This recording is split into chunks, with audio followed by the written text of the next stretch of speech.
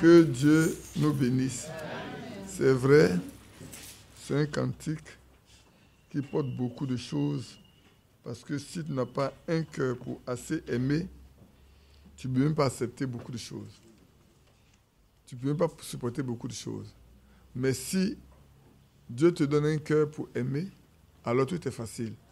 C'est pour ça que Paul pourrait nous dire que l'amour là vient de Dieu. C'est quand le Saint-Esprit nous la répand dans nos cœurs que nous pouvons vraiment manifester ce que nous sommes en lui. Et c'est pour cela que dans 1 Corinthiens 13, Paul a consacré tout un chapitre sur l'amour. Par ailleurs, il en a parlé. Vous allez vous rendre compte qu'un chapitre entier a été consacré sur l'amour. De sorte que, on puisse soi-même regarder ce qu'il y a dedans.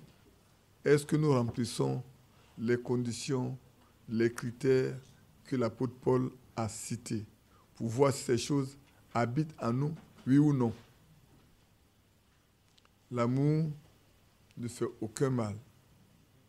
L'amour ne convoite pas. L'amour ne triche pas. L'amour pardonne tout. L'amour accepte tout. L'amour croit tout. L'amour supporte tout. Sans cela, nous sommes comme un cymbale qui retentit. Seulement c'est tout. Que Dieu nous vienne au secours. Quand nous voyons toutes ces choses, nous nous rendons compte que le chemin du salut n'est pas facile. Mais comme ce n'est pas nous-mêmes qui devions marcher ce chemin-là, lui qui sait que le chemin est très difficile, il s'est engagé lui-même à nous porter. Pour que nous puissions traverser ce chemin-là. C'est pour ça qu'il a dit le chemin-là, il est étroit. Il est resserré, il est étroit. Très peu le trouvent. Très peu. Souvent, on ne fait pas attention. Quand on en parle, les gens pensent que la vie chrétienne, c'est la vie la plus facile. C'est vrai, elle est facile pour ceux qui ont déjà Jésus-Christ dans leur vie. Mais ceux pour qui ce n'est pas le cas, ça devient des lois, ça devient lourd à pratiquer. Parce que la chair ne peut pas marcher avec les choses de Dieu. Il ne la comprend même pas. C'est par l'esprit seulement que nous pouvons comprendre ce que Dieu veut que nous soyons pour lui. Alléluia. Ce matin, nous sommes arrêtés sur la repentance. Voilà pourquoi je voulais qu'on lise le texte de la repentance de Actes chapitre 1, 2. On va le verset 37 et 38 seulement. De toute façon, c'est un verset qui contient tout. Après avoir entendu ce discours, ils eurent le cœur vivement touché. Et ils disaient à Pierre et aux autres apôtres, hommes frères, que ferons-nous? Que ferons-nous?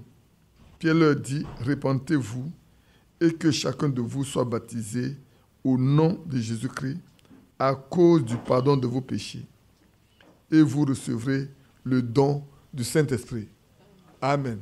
Et ce matin, quand on parlait de ça, oui, si nous sommes repentis de tout ce dont on peut nous accuser, alors simplement, Dieu accepte notre foi.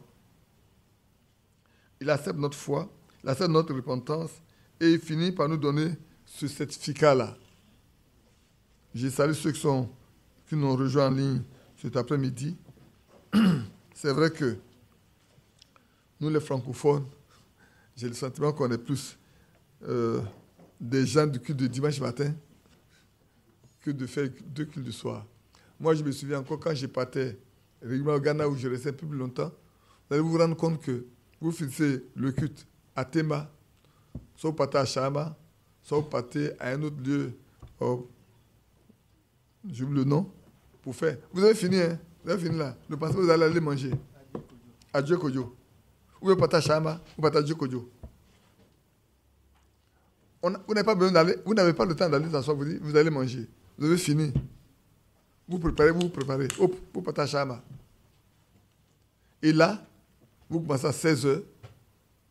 Vous allez finir autour de 19h. C'est là que vous allez venir pour manger. Donc, ils sont habitués aux réunions aux deux réunions à dimanche. Ça ne leur faisait pas de problème. Où on va à Djokodio, on va à Chama. Quand vous lisez Frère Branham également, il y a des moments où il fait les réunions le matin et puis le soir. ne sois pas habitué seulement à des réunions de dimanche matin. Maintenant, si vous voulez qu'on tienne les réunions vendredi soir, on va les tenir.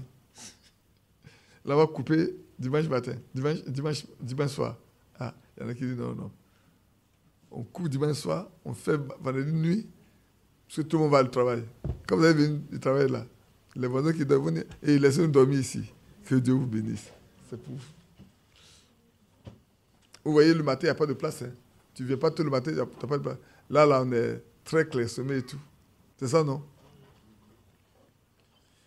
Prions nos frères, bien-aimés frères, qui viennent le matin, à venir les soirs également, à moins qu'il y ait vraiment un besoin très fort et très urgent pour qu'on ne puisse pas. Donc, ici, on vient de lire dans Actes chapitre 2, le verset 37 et 38, où nous parlons non seulement de la repentance, mais également du baptême, suivi du baptême du Saint-Esprit, qui est aujourd'hui notre sujet principal.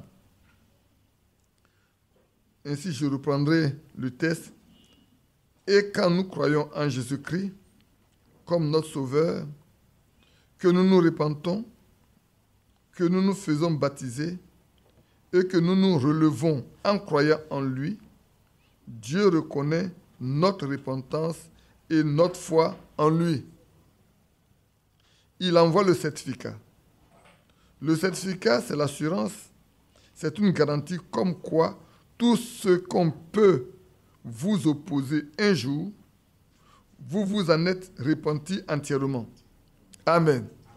De sorte que tout ce qu'on peut dire que tu n'as pas, que tu as fait autrefois, dès que devant le Seigneur, tu t'es repenti véritablement, tu as regretté cette vie sale, cette vie passée, cette vie noire, ces périodes difficiles, sache que le Seigneur te l'accorde également. Et alors, c'est bien l'apôtre Pierre a dit, et il vous accorde également le don du Saint-Esprit. Ici, le Seigneur nous accorde le don du Saint-Esprit qui est, que le frère appelé, le certificat, qui est une assurance pour nous montrer à toutes et à tous que désormais, rien du tout ne peut être opposé à notre foi. En effet, vous détenez le certificat. Il n'y a aucun démon. Il n'y a aucune église, aucune théologie qui puisse outrepasser les limites de la preuve de Dieu, de sa garantie. En d'autres termes, quand le Seigneur nous a donné ce certificat-là, personne au monde, ni en enfer, ni nulle part, ne peut venir te dire que non, c'est pas vrai. Tu l'as. C'est quand on a quelque chose, c'est facile de le montrer. N'est-ce pas? Et ici, quand on l'a, c'est facile de le montrer. Qu'on veut, qu'on ne veuille pas, on le verra. Les gens le verront. Ils l'entendront. Parce qu'il parlera, il agira. Désormais, comme Paul le dit, ce n'est pas nous qui vivons, c'est lui qui vit sa vie en nous. Et alors, il n'est pas difficile de vivre la vie chrétienne. Comme on l'a dit une fois, pourquoi c'est difficile pour certains de vivre la vie chrétienne? On en a déjà parlé une fois. Pourquoi il y en a qui ballottent de tous côtés? Mais parce que l'élément principal n'existe pas. C'est des simples sympathisants. Ils ne sont pas encore passés par les mailles. Ils n'ont pas encore été triés. Non, ils n'ont pas encore fait vraiment la vraie paix avec celui qui donne la paix. C'est vrai. C'est pour ça qu'il peut balloter. Mais quelqu'un qui est arrivé sur le rocher des âges et qui a posé le pied dessus, il ne peut pas trembler. Il est solidement fondé. Et alors la vie, pour lui, quand tout tombe à gauche comme à droite, il sait vers qui tourner les regards et il sait qu'il tiendra jusqu'au bout. Alors, qu'est-ce que ça fait à notre corps mortel? Nous sommes certains de ressusciter, aussi certains que lui, il est ressuscité, parce que potentiellement, nous sommes déjà ressuscités. Qu'est-ce que ça fait à notre corps mortel? Écoutez bien, qu'est-ce que ça fait à notre corps mortel? Ça change notre opinion.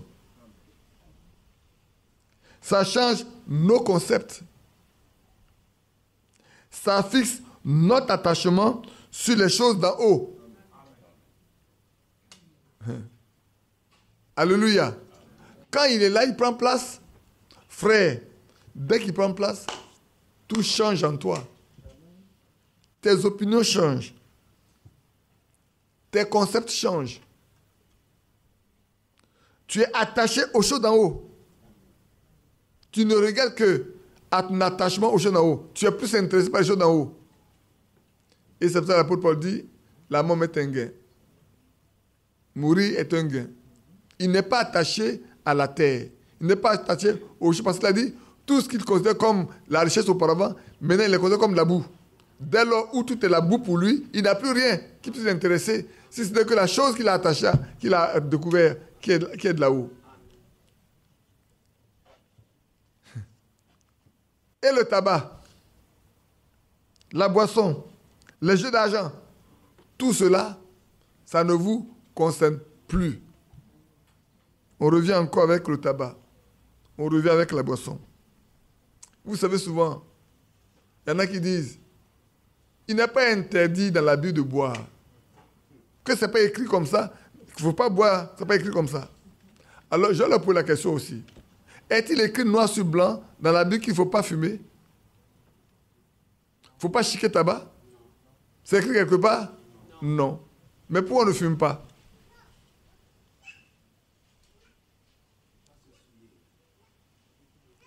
Non pas se souiller seulement.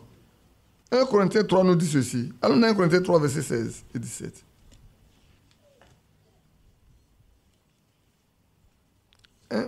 C'est 2 Corinthiens 3, 1 Corinthiens 3. 1 Corinthiens 3. Allez voir avec moi. On va le verset 16 et le verset 17. 1 Corinthiens 3. Ne savez-vous pas que vous êtes le temple de Dieu et que l'Esprit de Dieu habite en vous, encore s'il habite en vous. Encore s'il habite en vous. Vous êtes le temple de Dieu et que l'Esprit de Dieu habite en vous. Si quelqu'un détruit le temple de Dieu, Dieu le détruira, car le temple de Dieu est saint. Et c'est ce que vous êtes. Du coup, on sait que le tabac détruit le corps. Aujourd'hui, tout le monde sait que le tabac apporte le cancer. Il souille le corps. C'est vrai. Ayant, dans 2 Corinthiens 6, verset 17, c'est pourquoi sortez du milieu d'eux et séparez-vous, dit le Seigneur, ne touchez pas à ce qui est impur, et je vous accueillerai. Et l'apôtre Pierre continue au chapitre 7, verset 1, dit, ayant donc de telles promesses, lesquelles promesses? D'être fils de Dieu. Amen. Avoir la promesse d'être fils de Dieu, il n'y a rien de plus grand que ça. Ayant de telles promesses, bien-aimés, purifions-nous de tout souillure de la chair et de l'esprit. La cigarette souille la chair que nous avons. Il souille le corps. Il détruit le corps. Ça crée beaucoup de maladies. Beaucoup. La fois dernière, je suis allé parler à une dame pour discuter un peu avec lui de l'eau. Elle dit, moi, je ne bois que le vin. Comme je suis allé discuter avec elle, je n'ai pas voulu la reprendre. Mais les gens ont fait des analyses pour voir qu'il n'y a rien de plus embêtant que d'avoir l'alcool, le vin dans son sang. Combien d'heures on met pour curer le vin normalement? Combien de jours ça fait? Quand tu as bu le verre de vin maintenant, là, tu as besoin au moins de 8 heures pour faire passer ce vin. Et chaque fois que tu bois un autre verre, c'est encore 8 heures. Chaque fois que tu bois un autre verre, il faut avoir 8 heures. Bon, tout le temps, ton corps travaille à chercher à éliminer ce vin. Et tu dis un verre de vin. Si tu prends un verre, on est arrivé là. On va en arriver. Bon, je vais condamner parce que les deux sont côte à côte. L'alcool, le tabac et la boisson. Alors, quand tu dis que moi, je bois un verre de vin à table, quand tu as assis 3 fois à table dans la journée, tu as bu 3 verres de vin. Je me trompe? Si le matin, il faut que pour te réveiller, tu prends ton petit déjeuner, il faut avoir un verre de vin à côté de toi. À midi, quand tu as pris le repas, il faut avoir un verre de vin à côté. Et le soir, il faut prendre un verre de vin. Alors, regardez bien, 6 heures, peut-être tu prends ton repas, ton petit déjeuner à 8 heures du matin. À midi, il fait 4 heures. Seulement 4 heures. Hein. Si tu prends ton repas de midi à 13 heures, tu n'as pas encore curé entièrement le premier verre. Hein. Tu vas mettre un verre dessus. Il te faut aller jusqu'à peut-être à 15 heures pour finir le premier verre. Et le 8 heures commence. Et tu vas compter le soir. Donc, quand tu dors, même ton corps travaille le vin. Maintenant, je n'ai pas fini. Maintenant, nous parlons de repentance tout à l'heure. D'accord? Si quelqu'un qui était un buveur vient, il se répand de sa vie passée, vous allez encore le remettre dans sa vie passée. Alors qu'auparavant, il s'est repenti de son passé, Dieu lui a pardonné tout. Il arrive au milieu de où? Non, mon frère, tu peux encore prendre un verre de vin. Tu réveilles en lui le même fou esprit. Le même démon que Dieu a chassé, tu le replaces encore en lui. Moi, je vais donner le verset où il a dit on ne doit pas voir.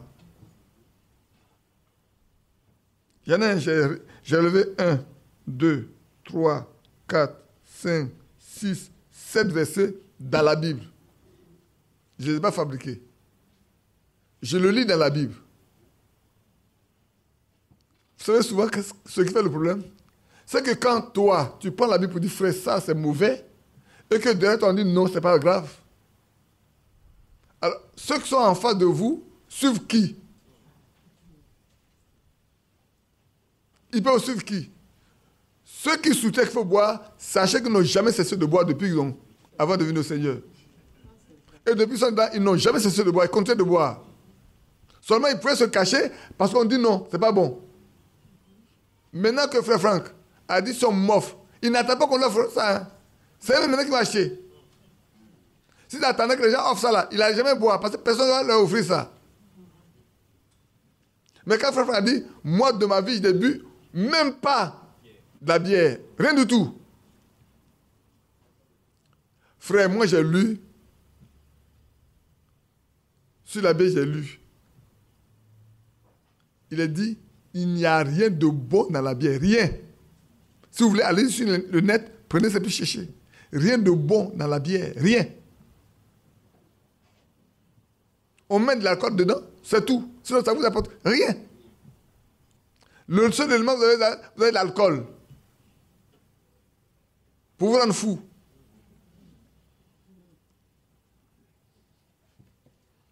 Alors, Joël chapitre 1, verset 5. On va le lire ensemble. Alors, dans Joël chapitre 5, chapitre 1, verset 5.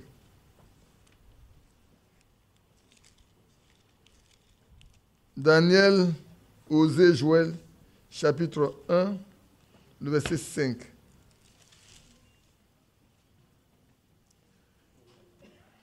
Réveillez-vous, ivrognes, et pleurez. Vous tous, buveurs de vin, gémissez, parce que le mou vous est enlevé de la bouche. C'est pas moi qui ai écrit ça. Hein. Frère, c'est un prophète divin qui a écrit ça. C'est un homme de Dieu que Dieu a choisi qui a écrit ça. Réveillez-vous, ivrognes, et pleurez. Vous tous, buvez de vin, gémissez, parce que le mou vous est enlevé de la bouche. Allons dans Isaïe 5.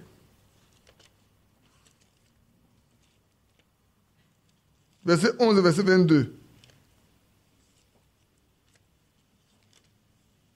Vous détruisez la vie des jeunes gens, vous détruisez la vie des gens, et vous pensez que vous faites du bien. Le jour vient, vous allez rendre compte devant Dieu. Malheur à ceux qui, de bon matin, courent après les boissons enivrantes et qui, bien avant la nuit, sont échauffés par le vin. Malheur à ceux qui ont la bravoure pour boire du vin et de la vaillance pour mêler ces liqueurs fortes. Voilà ce que la Bible dit. La Bible de bois, non? C'est ça la Bible de bois, là. Pour moi, ça est un avertissement pour ceux qui veulent boire. C'est un grave avertissement. Ne touchez pas. Allons encore dans...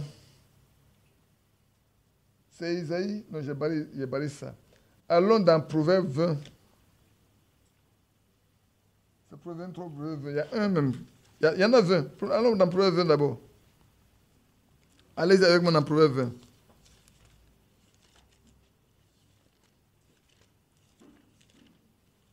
Prenez Proverbe 20. Je ne me trompe pas, peut-être c'est le verset 1 même. Je ne sais pas. C'est le verset 1. Le vin est moqueur.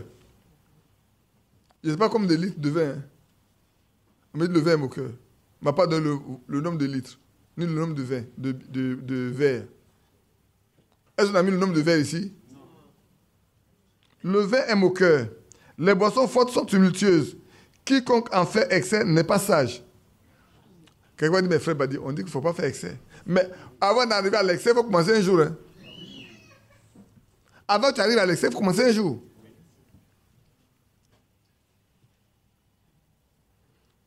Et c'est vrai. Allons à Proverbe 23. Proverbe 23, le verset... Oh là là, j'ai tellement barré dedans. Je vais trouver quand même. Oui, après le verset 20, et puis après on descend. Verset 20. Ne sois pas parmi les buveurs de vin, parmi ceux qui font excès des viandes. Alors, verset 29. Pour qui les a, pour qui les hélas, pour qui les disputes, pour qui les plaintes, pour qui les blessures sans raison, pour qui les yeux rouges, pour ceux qui s'attachent auprès du vin, pour ceux qui vont déguster du vin mêlé. Ne regarde pas le vin qui paraît d'un beau rouge, qui fait des perles dans la coupe et qui coule aisément. Il finit par mordre comme un serpent et piquer comme un basilic. Si tu continues là, tes yeux se porteront sur des étrangers et ton cœur parlera d'une manière perverse. Tu seras comme un homme couché au milieu de la mer, comme un homme couché sur le sommet d'un mât. On m'a frappé, je n'ai point de mal. On m'a battu, je ne sens rien. Pourquoi? Parce que tu es sous. Quand me réveillerai-je, j'en veux encore. Tu deviens esclave, frère. Vous savez, si vous avez écouté, il y a une prédication dans laquelle Frère Branham parlait de ce démon de Gadara, cet homme-là qui était possédé de légion. Il dit, vous savez, cet homme est un homme correct social. Et puis un jour, il dit ainsi pour que vous compreniez le mal que ça fait. Un jour, il a des amis. Alors il sort avec lui, il dit, mais c'est pas bien grave. Tu n'as pas l'habitude de boire, mais prends un verre seulement, ça ne te fera pas mal. Et il a pris le verre. Il arrive à la maison, sa femme lui prenait. Et puis, il lui dit un mensonge. En prenant le premier verre, il a attrapé le premier démon. En mentant sa femme, il a pris le second démon. Et puis ainsi de suite, il est rentré de démon à démon. Pour finir, il a été rempli de légions. Frère, ne laisse pas une porte ouverte à Satan. Ne le faites pas du tout. Ne le faites pas. Quelqu'un m'a dit un jour, s'il a dit vrai, s'il a menti, ça lui regarde. Il dit, je vais un jour prendre un serviteur de Dieu au milieu de nous pour le conduire. J'arrive, je monte, il est couché là, avec une bouteille d'alcool à ses pieds.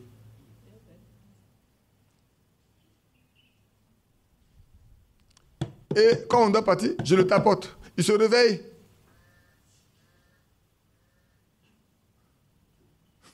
Il est hébété. Et puis à un moment, il commence à vomir. Il vomit partout.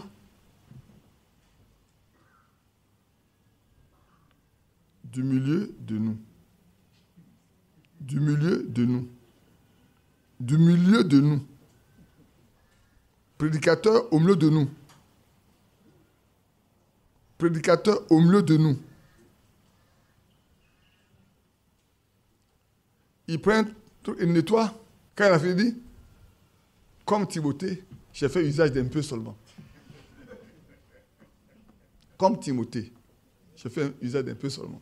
Mais pourtant, la bouteille d'alcool est là, tu vomis et tu dis, j'ai fait usage d'un peu seulement. Mais c'est ceux-là qui aujourd'hui défendent l'alcool dans l'église. Ils défendent l'alcool, bec et ongle dans l'église. Ils ont l'habitude de boire. Ne vous laissez pas tromper. Hein. Ils ont l'habitude de boire. Vous les suivez, ils vont comme eux. Allons dans Proverbe 31.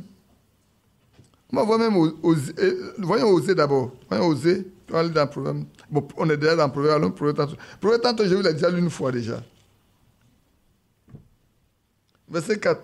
Ce n'est pas au roi le miel, ce n'est point au roi de boire du vin, ni au prince de rechercher des liqueurs fortes, de peur qu'en buvant, il n'oublie la loi et ne méconnaisse les droits de tous les malheureux. Frère, voilà ce que... Frère, quelqu'un qui dit je suis au service de Dieu, s'il boit, à quel moment il a ses sens pour prier pour les malades, pour les problèmes de foyer?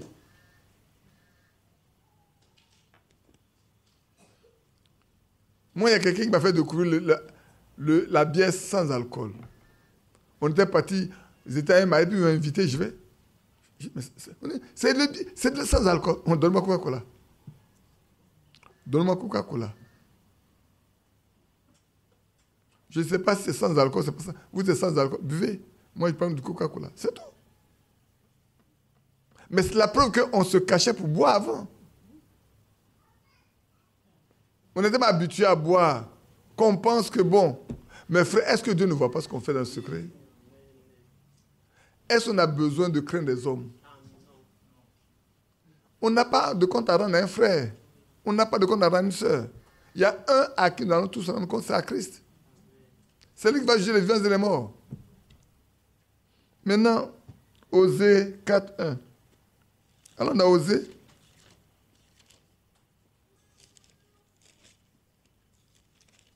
Daniel, Osée. Osée 4. Le verset 11. Ici, là, ce que vous allez lire, là, c'est grave, hein? Le verset 11. La prostitution, le vin et le mou font perdre le sens. La prostitution. Ouais, le vin est mis au même niveau que la prostitution. On n'a pas donné le nombre de verres ni le nombre de bouteilles. Le vin et la prostitution et le mou font perdre le sens. Ils sont au même niveau, frère. Comment voulez-vous dire à vos frères, vos sœurs qu'on peut boire? Et voilà le prophète. Celui dont on réclame tant. On se réclame tellement de son message. L'auteur l'a dit. Quand vous avez le Saint-Esprit là, il change tout. Amen. Et il vous attache aux choses d'en haut. Amen. Et l'alcool, la boisson et le jeu d'argent ne font plus partie de votre vie. Amen. C'est lui qui dit, hein, lui, prophète, Dieu l'a oint, Dieu l'a établi, tout le monde le connaît. Il dit ça. Toi qui es une vilaine personne, qui ne connaît rien, tu dis les gens de quoi boire. Tu as quel ministère même? Tu as quoi? Tu as reçu quoi? Tu as reçu quoi? Je me demande si tu es dans Éphésiens chapitre 4, verset 11. Tu n'y es pas. Ben, ceux qui sont là-bas, là, ils ne peuvent pas dire ça. Celui dont on parle là, il se tient dans son ministère prophète là. C'est dedans. Hein? C'est dans Éphésiens chapitre 4. Hein? Mais c'est un prophète, non? Juste dans le Nouveau Testament. Je ne sais pas ailleurs, je suis dans le Nouveau Testament. Il est dans Éphésiens chapitre 4, verset 11. Dieu a fait des dons. Il a un don aussi à l'église. Il a un ministère particulier, c'est vrai. Il est aussi dans Malachie, c'est vrai. Il est aussi dans Matthieu, c'est vrai. Mais frère, lui, Dieu l'a établi, son serviteur, pour le ciel dans lequel nous sommes. Il lui a donné le message que toi, dont te proclames. Tu te réclames plutôt. Tu te réclames de ce message. Mais lui dit on ne boit pas. Et toi tu dis on boit. Vous deux là, qui Dieu a établi? Toi ou bien lui? C'est ça, on dit que moi, quand je suis à la chef, je fais valable là. C'est ça là. Je préfère ces palabres, je préfère les faire. Parce que ça peut sauver les gens. Ce type de palabres, ça peut sauver les gens.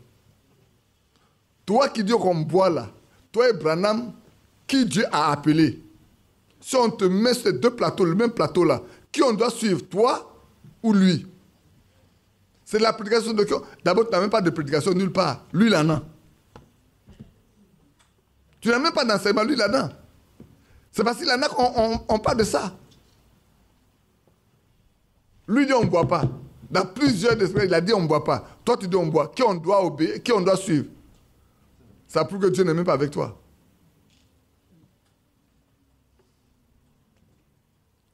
Tout ce qui s'est passé dans sa vie a été prouvé dans la Bible. Tout ce qui s'est passé dans sa vie a été prouvé dans la Bible. Mais toi, qu'est-ce qu'on voit dans ta vie? Rien. Dans ton ministère, si tu en as, rien. Restez chez vous à la maison, laissez les gens tranquilles. N'allez pas monter à la chef, faire croire que vous êtes quelque chose. Si c'est de l'argent, vous partez, content de prendre l'argent.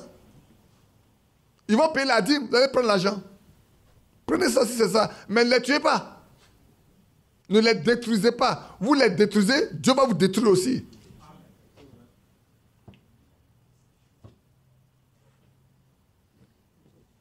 Ça change notre opinion.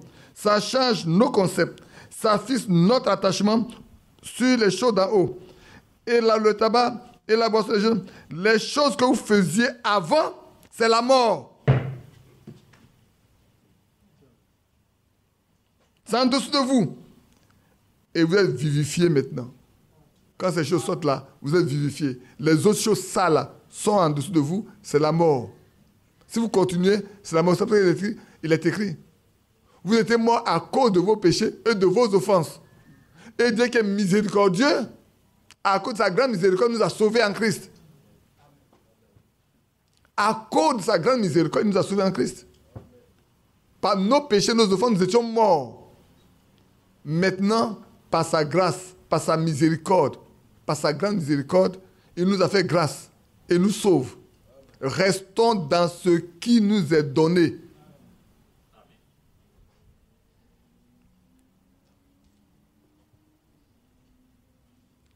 On peut continuer de lire notre prédication. Et cette puissance de résurrection met votre corps dans l'état d'un être déjà enlevé. Frère, vous qui buvez là, l'enlèvement n'est pas pour vous, vous ne pouvez pas être enlevé. La Bible ne laisse pas une seule place à un buveur pour être enlevé. Ça n'existe nulle part. Prenez votre Bible et venez me trouver. Prenez votre Bible et venez me trouver. Ou convoquez-moi, ou invitez-moi là où vous voulez. Vous verrez si vous ne serez pas confondus et confus. Remarquez les pentecôtistes là-haut, quand ils ont été vivifiés par le Saint-Esprit. Quand ce groupe de la Pentecôte, là-haut, au jour de la Pentecôte, a reçu de Dieu son certificat de purge des hypothèques, bien sûr, ça a glorifié leur âme. Ils ont crié. Ils ont vu des langues de feu qui se divisaient sur chacun d'eux. Ça a tellement vivifié leur corps qu'ils n'arrivaient même plus à parler une langue terrestre. Ça a vivifié le corps à une langue céleste de l'endroit où ils allaient. Si l'Esprit qui a ressuscité Jésus d'entre les morts habite dans vos corps mortels, il vivifiera aussi votre corps mortel. Nous sommes donc vivifiés par la puissance du Dieu vivant. Pour un enlèvement, pour une ascension dans une autre atmosphère où il n'avait jamais vécu. Qui a compris? Beaucoup n'ont pas compris. Alors je veux que je reprenne. Il dit, si l'Esprit qui a ressuscité Jésus d'entre les morts habite dans vos corps mortels, il vivra aussi votre corps. Ça, vous avez compris. Nous sommes donc vivés par la puissance de Dieu, du Dieu vivant, pour un enlèvement, pour une ascension dans une haute atmosphère. En d'autres termes, ce n'est pas pour ici-bas. Quand quelqu'un est rempli du Saint-Esprit, vous voyez qu'il y en a qui vivent dans deux atmosphères, dans deux mondes différents. Ils vivent dans le supernaturel et le naturel. Le surnaturel plutôt, le surnaturel et le naturel. Frère, il devient un homme bizarre. Quand vous avez quelqu'un qui est rempli de l'Esprit de Dieu, il devient un homme bizarre pour d'autres personnes. Pour même ceux qui marchent avec lui. Parce qu'il vit dans une atmosphère que les autres n'ont pas. Il vit dans un milieu qui n'est pas le milieu commun. Pourquoi? Parce qu'il voit des choses que d'autres ne voient pas. Et par moment, il va dire, frère, ça va arriver. Oh, toi aussi, tu exagères, frère. Tu exagères. Ça ne va jamais arriver, ça. Il dit, frère, moi, j'ai vu que ça va arriver. Et c'est lui, ça arrive là qu'ils sont surpris. Regardez Ésaïe. Prenez Ésaïe seulement. Ésaïe, 800 ans après, avant, pouvait dire, oh, la Vierge va enfanter. Une vieille va enfanter. Ah, Ésaïe, toi aussi. Depuis le temps d'Adam jusqu'à là, ton temps, là, on n'a jamais vu une vieille enfanter. Maintenant, tu as dit qu'on a vu une vieille qui est morte. Dieu l'a donné la possibilité de faire un enfant. Mais aucune vieille fille n'a jamais enfanté. Par quel moyen? Il dit, une vieille va enfanter. C'est pas un fou. Il ne vit pas dans une autre atmosphère. Il vit dans une autre atmosphère, complètement différente de l'atmosphère dans laquelle tout le monde vivait. Dans laquelle plutôt. Il vit dans une atmosphère qui n'est pas naturelle. Et c'est vrai. C'est surnaturel ce qu'il voit. C'est sur... Frère, que Dieu vous donne le Saint-Esprit, beaucoup de personnes ne vous comprendront plus, même ceux avec lesquels vous marchez. Ceux avec lesquels vous marchez ne vous comprendront pas. Votre vie va être bizarre pour eux. On dirait même, est-ce que tu es le seul qui va là? Nous, on va là. Tu exagères un peu quand même. Je me souviens une fois, c'était un mercredi. Je le dis, même si les gens ne sont pas contents, je le dis. On sortait d'une réunion, puis j'ai dit, ah non, les Français vont attaquer la Côte d'Ivoire à visage découvert. Il dit, Badi, tu exagères. J'ai dit, frère, je te le dis. Il dit, Badi, tu exagères. Puis après, il a dit, ah, les Français n'ont pas honte. Ça s'est passé mercredi. Le samedi, on était à la réunion de prière quand on m'a appelé, il dit, M. Kouboudi, rentre à la maison. C'est ce jour-là qu'on a bombardé, on a tiré sur les aéronefs là. Et qu'ici, à Liverpool, ils ont tiré là. J'ai dit à Isaac, faites rentrer tout le monde à la maison. Il dit qu'est-ce qu'il dit? Faites rentrer tout le monde à la maison. J'ai dit, frère, que personne ne reste dans la rue, rentrez vite à la maison, vous tous. Et puis après, il a trouvé, il dit, ah, non, c'est pas ce que tu disais mercredi là, ça. Est-ce que c'est pas ça? C'est pas accompli. Frère, sachez, moi-même, j'ai prophétisé aussi. À plusieurs reprises. J'ai dit à une sœur, vous connaissez son nom, non?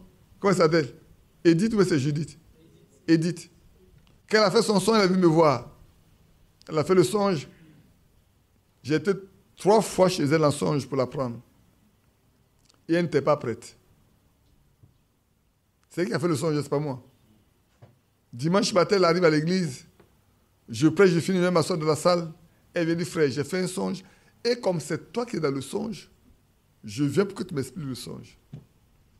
Quand elle a fini d'expliquer le songe, je lui ai dit, sœur, il y a une seule chose qui est dans mon cœur, puis te dire, rentre chez toi à la maison, prépare-toi, parce que tu vas rentrer à la maison. C'est bizarre, non? Que d'un songe comme celui-là, je lui dis qu'elle va mourir. Je dis, il faut te prendre à rentrer à la maison. C'est ce que j'ai à te dire. Tu veux l'interpréter dans ton songe, c'est tout. Va à la maison. Mets de l'eau dans ton foyer, mets de l'eau dans ta vie, mets de l'eau partout. Parce que tu vas aller à la maison. Il y a une soeur qui l'attendait devant la porte. Quand elle sortait, elle n'a rien dit. Et puis, il y a une soeur qui, je ne sais pas si elle est encore là, était à San Pedro, qui est une amie à elle. La même semaine où elle doit partir, la soeur fait un songe. On lui dit, ton ami va rentrer à la maison, toi tu es en train de jouer.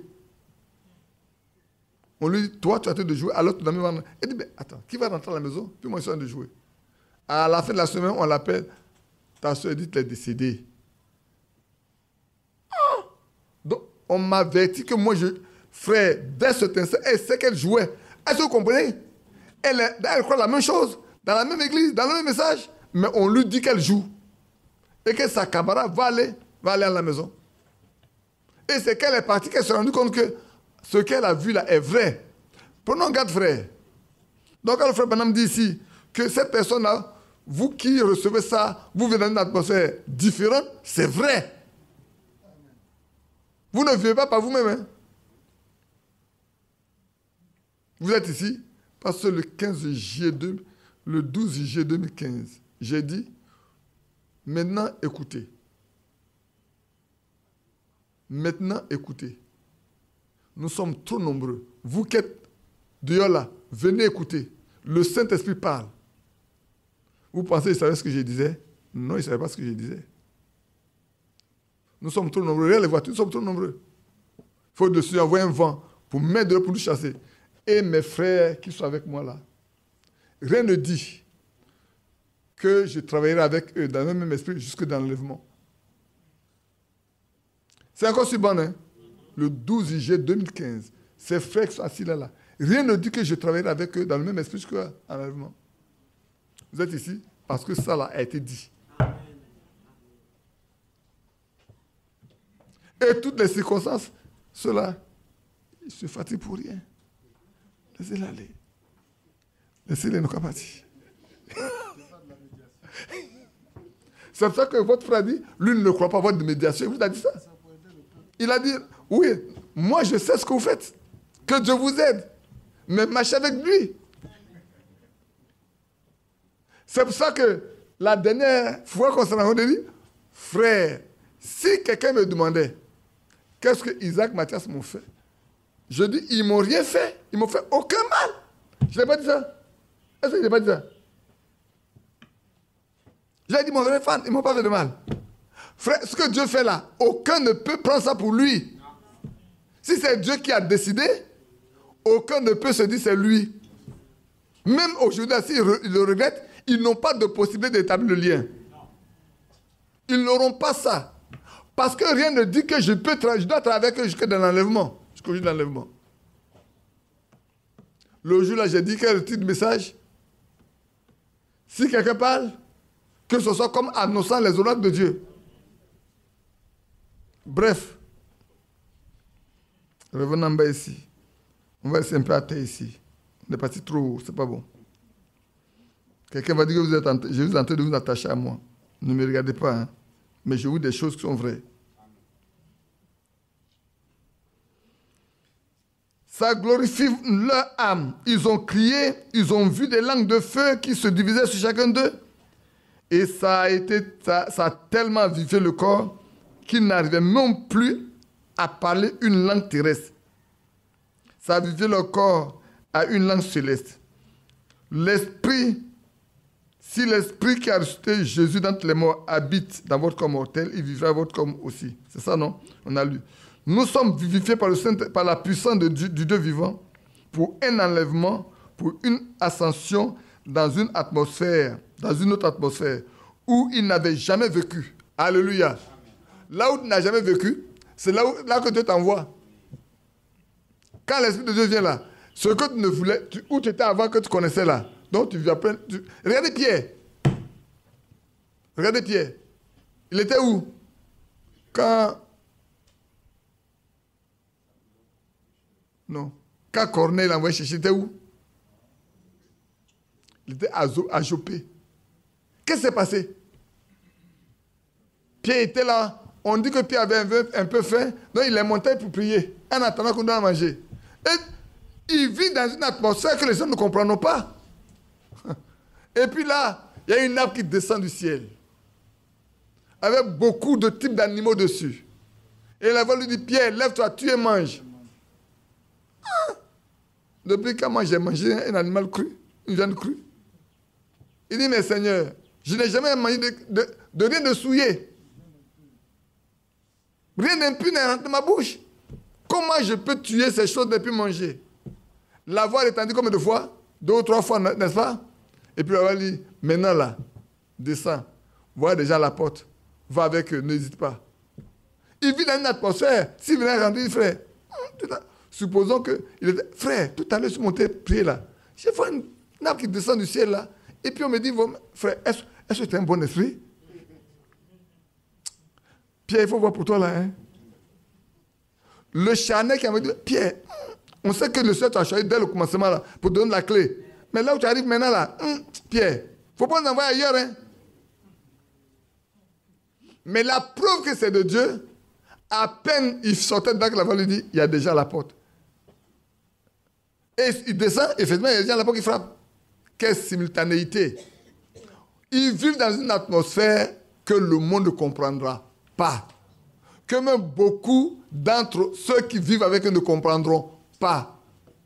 On n'a pas qualifié la vie de Frère Branham d'une vie bizarre. Il a fallu qu'un an vienne lui expliquer ce que c'est que sa vie, lui-même. C'est vrai. Ça peut être bizarre pour beaucoup. Je l'ai dit ici en ligne, ceux qui écoutent n'ont qu'à écouter. Cette puissance de résurrection leur a été donnée pour vivifier ces promesses en eux. Écoutez bien, cette puissance de résurrection leur a été donnée pour vivifier cette promesse en eux. Ils imposaient les mains aux malades et ceux-ci étaient guéris. Ils parlaient de nouvelles langues. Ils accomplissaient de grands prodiges et des miracles parce que c'était inclus dans la promesse de Dieu. Amen. Frère, il faut qu'on dise, quand Jésus est mort pour leur racheter cela, le terrain qui appartenait au Fils de Dieu, il a prouvé qui Dieu était. Comment pouvons-nous oser ramener cela à une œuvre sociale? Aujourd'hui, les gens pensent que l'église, là, c'est de distribuer les habits. C'est de donner à manger aux gens. C'est de faire ce... Frère, amenons d'abord les gens à Christ. L'église prend toujours soin de ceux qui lui appartiennent. Acte 6 nous le dit. Et c'est vrai. Ils mettaient tout en commun et personne ne disait que les biens lui appartenaient en propre. De sorte que tout le monde devait partager ce qu'ils avaient. Afin qu'il n'y ait pas d'indigents au milieu d'eux. Mais c'est aussi une atmosphère différente, frère. Regardez 5 000 personnes, ou plus que ça, qui sont toujours ensemble, se partageant ce qu'ils ont mangé en paix, et il n'y avait pas de trouble au milieu d'eux. Les gens qui sont au dehors disent, mais c'est quelle secte ça? Mais quand ils ont un malade, ils savent où l'envoyer. Hein. Quand ils sont malades, ils savent où appeler. Est-ce que vous me comprenez? Vous me comprenez aussi, non? Très bien. Très bien même. Quand ils sont malades là, ils savent où vous amener le malade. Hein? Pourtant, ils peuvent vous critiquer.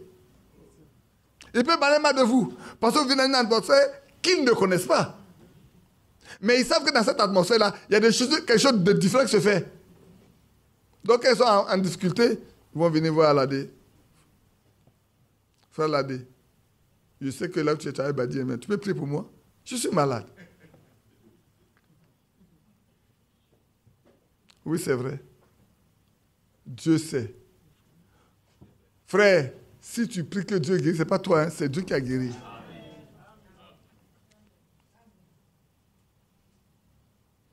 Comment pouvons-nous oser ramener cette œuvre, cela à une œuvre sociale et d'en faire une organisation? Le Saint-Esprit cherche aujourd'hui des cœurs honnêtes pour croire ce message. Aujourd'hui, là, ce que l'Esprit de Dieu cherche, c'est des cœurs honnêtes pour croire ce que Dieu a donné à cette fin des temps. Frère, en d'autres termes, ça veut dire que ce n'est pas pour tout le monde. Je ne sais pas si vous comprenez. Ce n'est pas pour tout le monde. Il n'y a que ceux qui ont un cœur honnête qui vont comprendre ce que Dieu a donné pour cette heure. Même quand Frère Franck parle, il y en a qui ne comprennent rien. Il peut écouter 10 fois le mois, la semaine. Ils ne comprennent rien. Ésaïe 6 va s'appliquer à eux.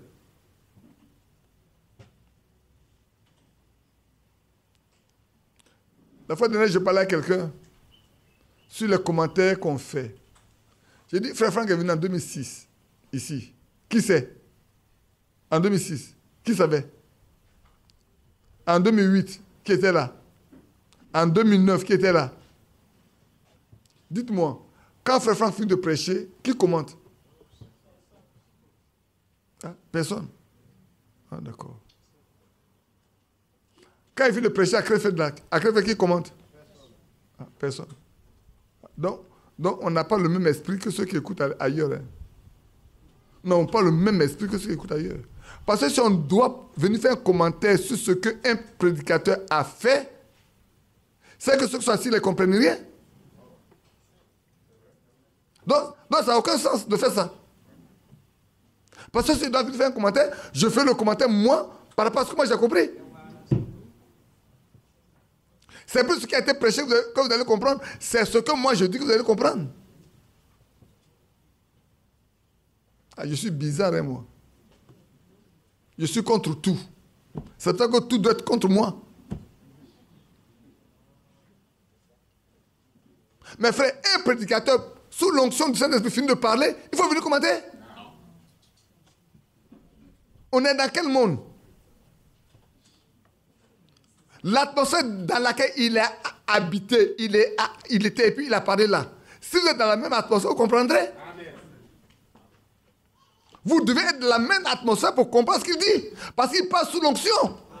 Et ceux qui sont sous l'onction peuvent comprendre ce que l'onction dit. Amen. Si tu es un Dieu de l'onction, tu ne peux pas comprendre ce que l'onction dit. Parce que l'onction ne vient pas de toi, il vient de Dieu. Amen. Nous fatiguons les gens, frère. Les prédicateurs du 21e siècle que nous sommes dans ce message-là, nous fatiguons le peuple. Frère, c'est pour ça que je dis, soyez convertis. De ce que quand le prédicateur sous l'onction a fini de parler, quand vous avez entendu, vous prenez vos chefs partir à la maison tranquillement. Parce que tout ce qui viendra de l'homme qui n'est pas dans la même atmosphère que lui, dans la même sphère que lui. Est-ce que c'est sûr qu'il est monté dans la même sphère que celui qui a prêché pour qu'il puisse donner ça? Non. Moi, j'ai traduit des frères ghanéens qui sont venus en Côte d'Ivoire. Frères, il y a des choses que vous ne pouvez pas comprendre. Quand vous traduisez que vous êtes dans le même esprit, avant même qu'il ouvre sa bouche, vous savez ce qui va sortir. Ça, je l'ai vécu personnellement. Avant qu'il ouvre sa bouche, vous savez exactement mot pour mot ce qui va sortir. Mais pourquoi? Parce que vous êtes dans la même sphère, dans la même onction. Et là, quand vous parlez, frère, il y a des gens qui sont assis, ils ne comprennent pas la langue, mais ils comprennent. Donc, désormais là, faisons un effort pour ne pas embrigader les gens, pour ne pas rendre esclaves des gens. D'abord, nous-mêmes, on ne comprend pas. Si on comprenait, on allait rester tranquille. Frère, est-ce que vous avez compris? Oui. Qu'est-ce que vous n'avez pas compris? C'est quand il dit je n'ai pas compris ça que tu peux lui expliquer. Non, frère, je n'ai pas compris cette partie-là. Cette partie-là, moi, je n'ai pas compris. Surtout avec la rapidité avec laquelle Jean Lambert traduit, souvent certains me comprennent. Moi-même ici, quand je vous parle, c'est trop rapide. À forte raison, ce qui passe par les moyens de médias, c'est encore plus compliqué. Bref, que Dieu nous aide. Le Saint-Esprit cherche aujourd'hui des cœurs honnêtes pour croire ce message. Tout ce que la Bible contient comme promesse est destiné aux croyants. Et quand vous l'acceptez dans sa plénitude, alors Dieu sait que vous le ferez. Je sais qu'il y a un point qui est ici. Si on explique, vous ne pas comprendre. C'est ça, non? Je le lis pour vous. Tout ce que la Bible contient comme promesse est destiné aux croyants. Ça, on a compris? Toutes les promesses que Dieu a faites dans la Bible, c'est pour ceux qui croient. Il dit, voilà, signes à combien ceux qui l'ont cru. C'est ça, non?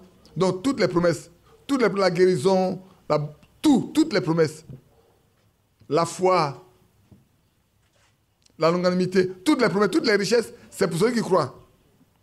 C'est pour les croyants. Et quand vous l'acceptez, dans sa plénitude, quand vous acceptez la parole de Dieu dans sa plénitude, quand vous acceptez Christ dans sa plénitude, alors Dieu sait que vous le ferez. Vous ferez quoi? Vous ferez toutes les promesses qu'il a faites là. Vous les aurez. Vous les appliquerez. Les signes accompagnent ceux qui auront cru. Vous le ferez. Là, vous comprenez maintenant? Il vous donne le certificat qui s'y rapporte. Alors, toutes les promesses qui ont été faites sont en votre possession. Et le Saint-Esprit doit vous les vivifier.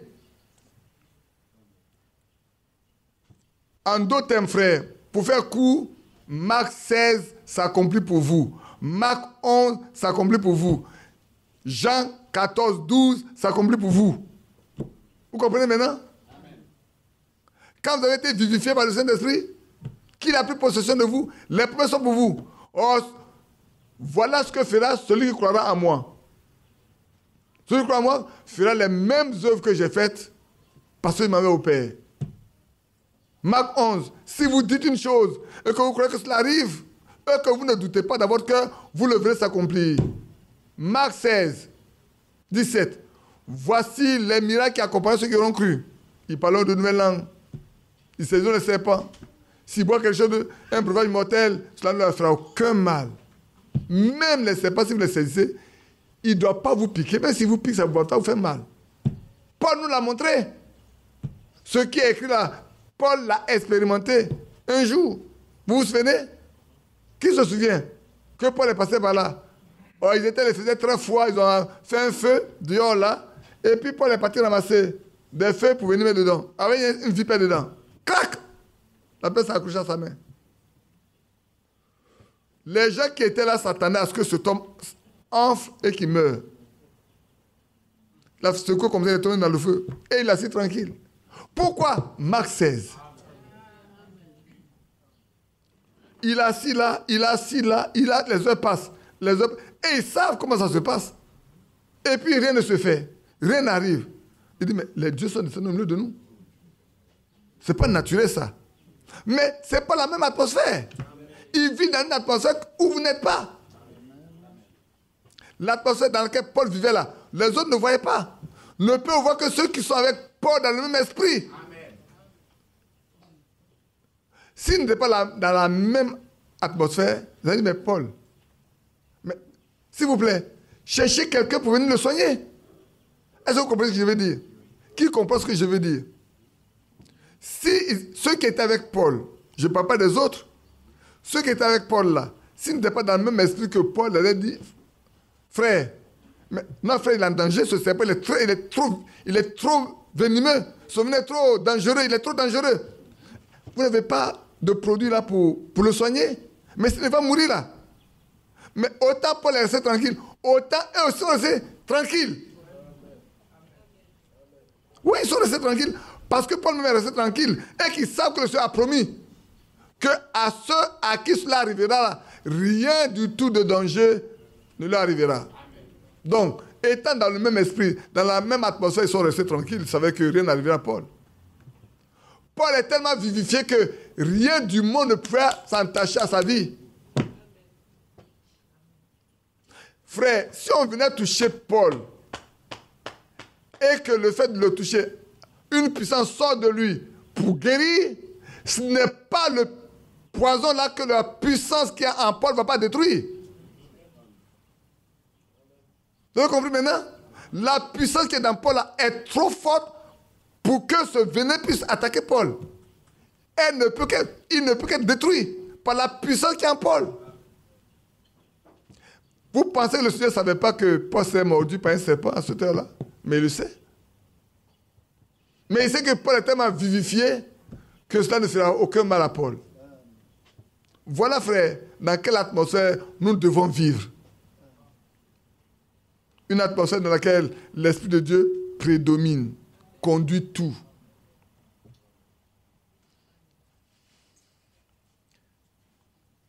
Quelle sorte de gens devrions-nous être? Voilà la question maintenant. Quelle sorte de gens devrions-nous donc être aujourd'hui? Si nous vivons dans cette atmosphère, si nous sommes autant vivifiés, quel type de personnes ne devons-nous pas être nous aujourd'hui? frère. Voilà ce qui est réel. Donc, examinons-nous, frère. Ce que nous disons là doit nous permettre de nous examiner pour dire à quel stade nous autres sommes parvenus.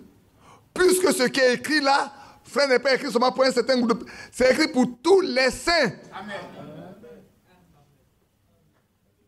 Ce n'est pas pour Paul, ce n'est pas pour Branham, frère, c'est écrit pour nous tous. Amen.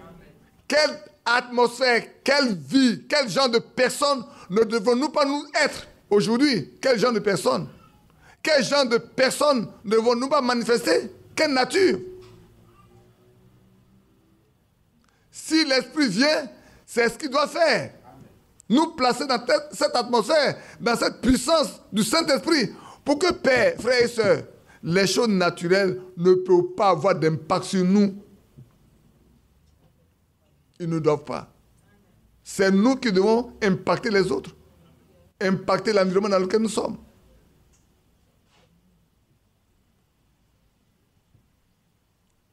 Que Dieu soit loué. Comme c'est merveilleux de voir le glorieux Saint-Esprit de Dieu ici accomplir cette puissance. Ici, Frère Branham parle maintenant de là où il dit bien que c'est merveilleux. Comment c'est merveilleux de voir le glorieux Saint-Esprit de Dieu ici pour accomplir cette puissance. Ça doit être la même chose, frère. On doit être heureux de voir que l'Esprit de Dieu manifeste ces choses dont il a parlé dans la Bible. Les promesses qu'il a faites là, c'est aussi pour nous, on les voit. Et je lis encore. Il dit, le Saint-Esprit lui-même est ici pour rendre témoignage de cette heure. Jésus l'a dit. Il est le même hier, aujourd'hui et pour toujours. Comment un homme oserait-il enlever ça de là? Je ne sais pas où on va. Hein? Vous savez où on va? On va où? Hein? On va très haut. Le thé vient de sortir des poulaillers. On va très haut là. Ça doit être ici aussi. Ça doit être ici aussi comme ça, frère. Le Saint-Esprit lui-même est ici pour rendre témoignage de cette heure. Jésus l'a dit. Il est le même hier, aujourd'hui et pour toujours. Comment un homme oserait-il enlever ça de là? Les œuvres que j'ai faites, vous les ferez aussi. Amen. Frère, ne criez pas amen seulement. Quand vous avez crié amen, non? Mais après, vous passez de l'autre côté. Pour le voir s'accomplir. Vous dites amen, vous dites ainsi soit-il. Donc ça doit être ainsi. Dans notre vie. Au milieu de nous. C'est ainsi que ça doit être. Si ça n'est pas encore, alors il n'est pas encore tard. On peut se ressaisir et aller à ses pieds pour que ça devienne... La promesse qui a été faite, c'est pour nous tous, frères. Amen. Aussi longtemps que l'enlèvement n'a pas eu lieu, vous devez savoir que c'est aussi pour vous. Amen. Les autres qu'il a faites, vous devez être capable de le faire. Il doit habiter dans votre corps pour que lui-même le manifeste. Amen. Il ne vous dit pas de faire des efforts. Hein. Il ne vous dit pas de le fabriquer. C'est pas ce qu'il nous a dit. Il dit, il doit le vivre en vous. La puissance vous vivifie de telle sorte que ce qui a été fait avant par les autres soit aussi possible pour vous.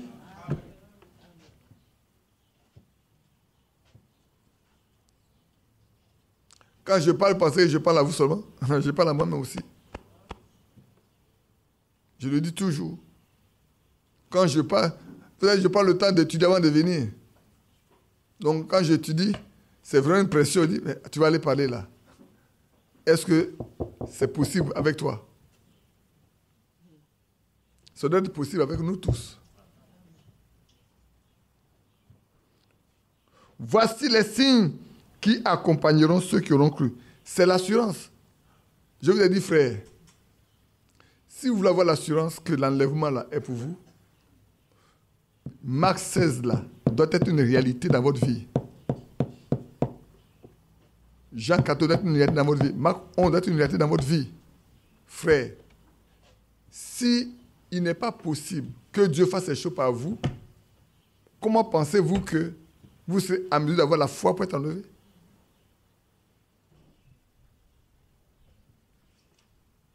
Comment auriez-vous la foi pour être enlevé? Si la foi qui est en vous ne vous permet pas d'obtenir ces choses qui sont sur la terre, comment voulez-vous, comme quand le Seigneur parlait avec Nicodème, il dit, mais on parle des choses terrestres, tu ne comprends pas. Mais quand on va commencer à parler des choses célestes, toi qui es docteur, frère, si maintenant, ce qui est naturel, là, notre foi ne peut pas nous permettre de la voir, quelle foi aurons-nous pour être enlevés?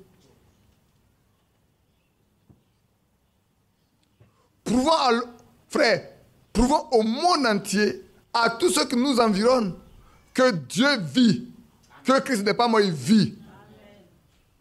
Si nous pouvons apporter la preuve aux gens, alors nous sommes certains que quand les morts en Christ ressusciteront, nous les verrons. Pourquoi? Parce que déjà, là, nous vivons dans l'atmosphère dans laquelle ils ont vécu avant. Et nous sommes là dans la même sphère. Quand ils vont sortir, seuls ceux qui sont dans la même atmosphère, là, les verront. Si tu ne vis pas dans cette atmosphère, quand ils sortiront, tu ne les verras pas. Ne pensez pas que ça sera comme le jour où le Seigneur est ressuscité, où les saints, dans l'Ancien Testament, sont sortis, sont entrés en vie, les gens les ont vus. Vous, là, on ne vous verra pas. On ne vous verra plus.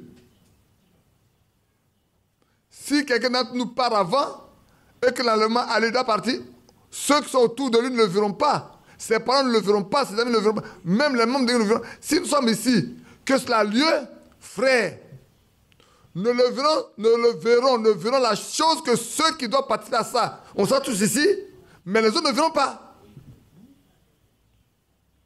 Les autres ne le verront pas. Tout en étant ensemble, ils ne verront pas ça. Parce qu'ils ne sont pas dans la même atmosphère. Tout le matin, la lune, non. Ceux qui doivent partir le verront. C'est pour ça que sur un même lit, l'un sera pris, l'autre laissé. Je vous ai parlé d'Antomachie, non? On va revenir un peu sur Antomachie. On a encore un peu de temps? Oh, il n'est que 16h44. J'ai fait sur quoi? Une page, non? Vous ne voyez pas? Non, il n'a pas encore fait une page.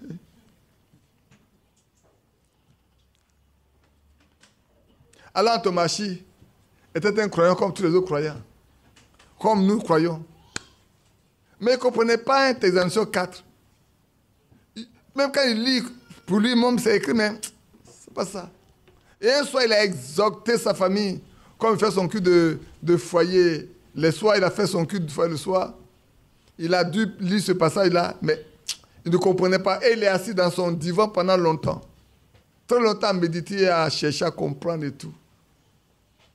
Et puis il va se coucher. Il dort et fait un songe. Dans le songe, l'enlèvement a eu lieu. Il se réveille. Quand il se réveille, la porte de sa chambre est bouclée à l'intérieur. La clé est là. Sa femme n'est pas là. Tous les vêtements de sa femme sont là. C'est bizarre que sa femme n'est pas là. Dans la salle d'eau partout, il n'y a personne. C'est bizarre qu'elle ne soit pas là. Alors il ouvre sa porte, il sort. Il va dans la chambre de sa fille, elle ne ferme pas sa porte pour que s'il y a un problème, c'est pas. Dans la chambre de sa fille, tout est là, mais elle n'est pas là.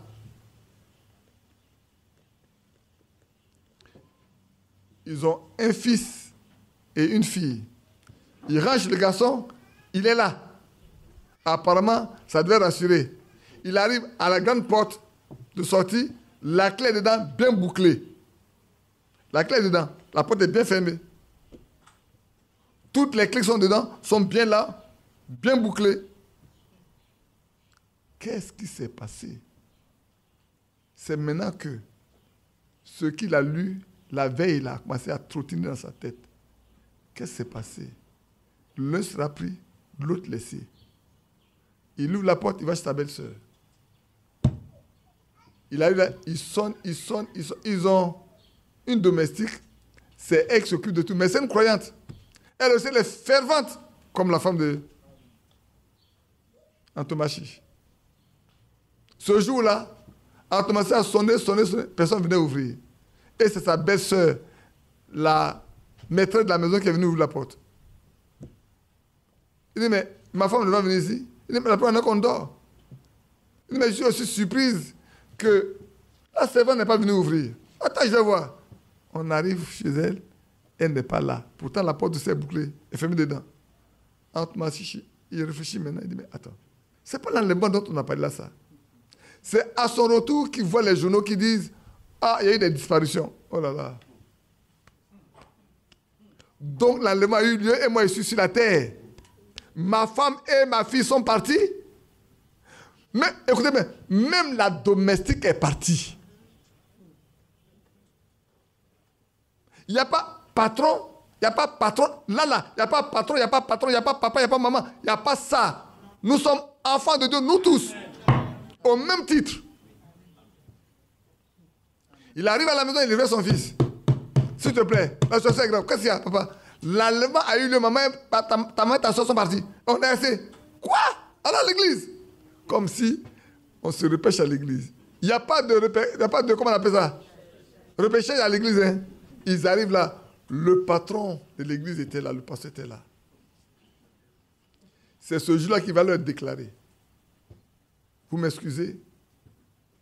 Je n'ai fait qu'enseigner ce que j'ai appris à l'école pastorale. Mais on a encore une possibilité. La grande tribulation doit arriver. Prions pour que le Seigneur nous aide à passer cela, pour qu'on puisse aller dans la vie éternelle. Alors, on va se mettre à genoux. Les prières qu'ils n'ont jamais pu faire avant, le temps qu'ils n'ont pas pu passer devant Dieu avant, ce jour-là, personne ne leur a demandé de prier. Antomacha a prié, dans son lit, il transpirait. Excusez-moi. Il a prié, il priait, il est dans son lit, il transpire.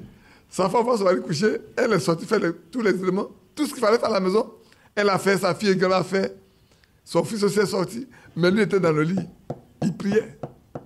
Il priait, il transpirait. Et puis l'heure de travail passe. Madame ne voit pas monsieur se lever pour se préparer au travail. Et puis il vient. Chérie, tu es là? Mais oui, mais qu'est-ce qu'il y a? Tu es là? Mais qu'est-ce qu'il y a?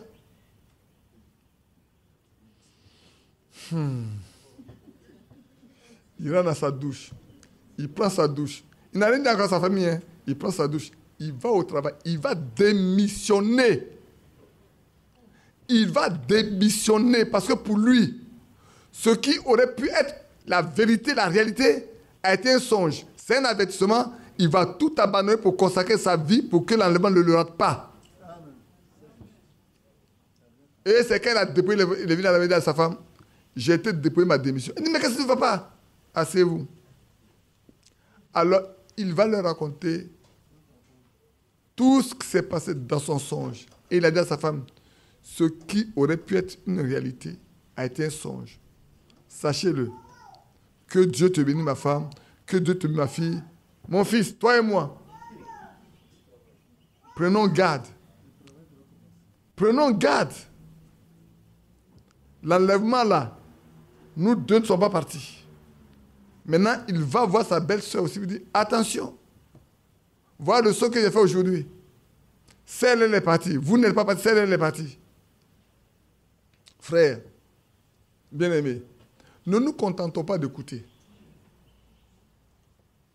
Ne nous contentons pas d'écouter. Demandons au Seigneur de nous apprêter. Amen. Je ne peux pas vous apprêter. Vous ne pouvez pas m'apprêter. Même dans ma maison, je ne peux apprêter personne. C'est lui ce qui peut apprêter chacun de nous. Amen. Donc, laissons le Seigneur nous apprêter. Demandons-lui de nous apprêter. Amen. Frère, Dieu nous aime.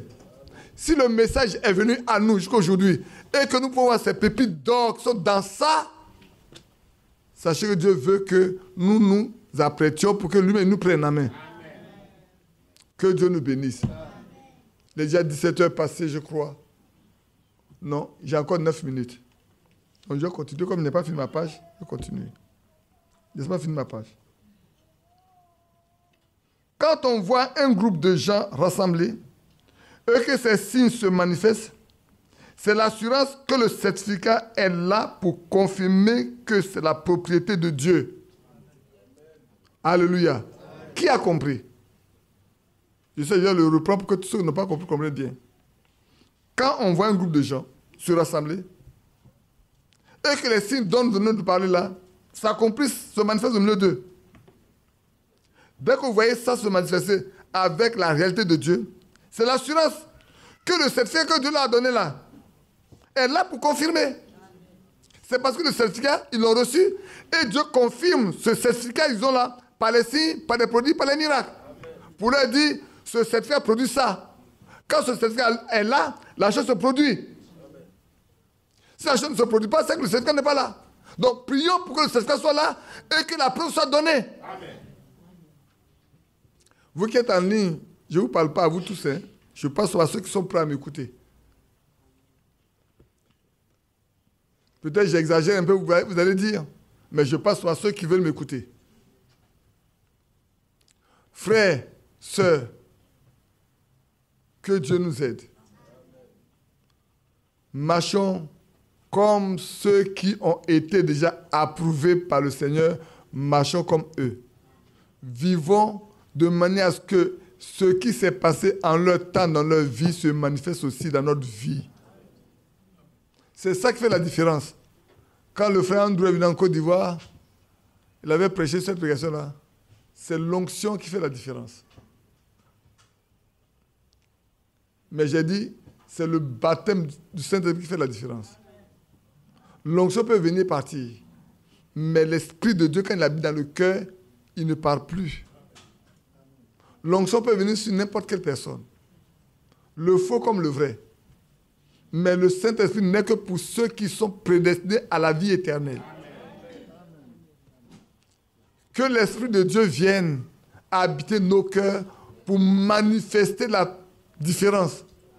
Pour prouver que nous sommes, non pas seulement, nous ne sommes pas les branches greffées, nous sommes les branches originales. Parce que ceux qui sont greffés peuvent aussi manifester cela parce que l'onction est là. Mais ceux qui sont de la même nature que le tronc, que la racine, ils vivront la vie de la racine. Que Dieu nous bénisse. Je vais voir si je peux dire quelque chose ici aussi. Oui, passer des choses de ce monde aux choses de la promesse de Dieu. Pas que nous le serons, nous le sommes déjà. C'est le gage, c'est la promesse de Dieu. Il doit reprendre, il doit répandre son esprit dans tous les derniers jours. Et c'est cela qu'il doit faire. Donc aujourd'hui, frère, il n'est pas question de dire « Ah, moi je serai là-haut demain ». Non, non, non. Tu dois être là-haut dès maintenant. Tu dois être assis avec lui dans le lieu céleste dès maintenant. Pour que toutes les promesses qui ont été faites là s'accomplissent dans ta vie. Frère, quand Dieu a appris la foi d'Abraham, il lui a donné le sceau. C'est faux? Quand il lui a donné le sceau, Abraham n'a pas pu aller nulle part avec ça. Hein. C'était toujours en lui. Partout où il passait, c'était le sceau en lui. Partout où il passait, c'est pour ça que, heureusement que notre frère Kadié Pierre a reconnu qu'Abraham n'est pas incrédule, que les saints d'autres fois ne sont pas incrédules. Parce que dans la Bible, il est écrit que ces gens, ces hommes-là, avaient l'esprit de Christ en eux. Comment Abraham peut être un prophète de Dieu sans l'esprit de Dieu? Comment Isaac peut être un prophète de Dieu sans l'esprit de Dieu? Comment Jacob peut être un prophète? Regardez les prophéties de Jacob. Pour ses enfants, là même, regardez. Dans Genèse, je crois, 49. Il dit, venez, je vais vous dire ce qui vous concerne dans la suite des temps. Et il leur donne leur classe, chacun, là où ils doivent être, jusqu'au bout. Et il peut même bénir en croisant les mains. C'est une grande prophétie. Nous bénéficions de ce croisement de mains. Amen.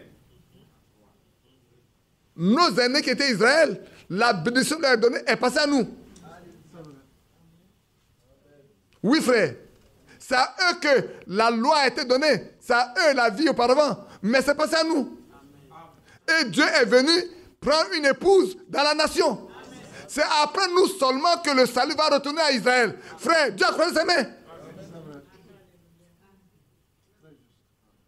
Oh, c'est merveilleux. C'est vrai, c'est tellement merveilleux de voir comment Dieu fait les choses Tout simplement, frère, le temps arrivé, comme je le disais tout à l'heure, frère, le temps arrivé, ces choses-là doivent habiter en nous. C'est pour nous qu'il a fait ça. Je leur ai dit, nous passons de ce monde aux choses de la promesse de Dieu. Pas que nous le serons. Nous le sommes déjà. C'est le gage. C'est la promesse de Dieu. Il doit répandre son esprit dans les derniers jours. Et c'est là, et c'est cela qu'il doit faire. Il doit répandre son esprit sur toute chair. Dans ces derniers jours-là, frère, nous devons recevoir le Saint-Esprit. Remarquez, ils imposaient les mains aux malades. C'est tout ce qu'ils étaient. C'est tout ce qui était dans la promesse.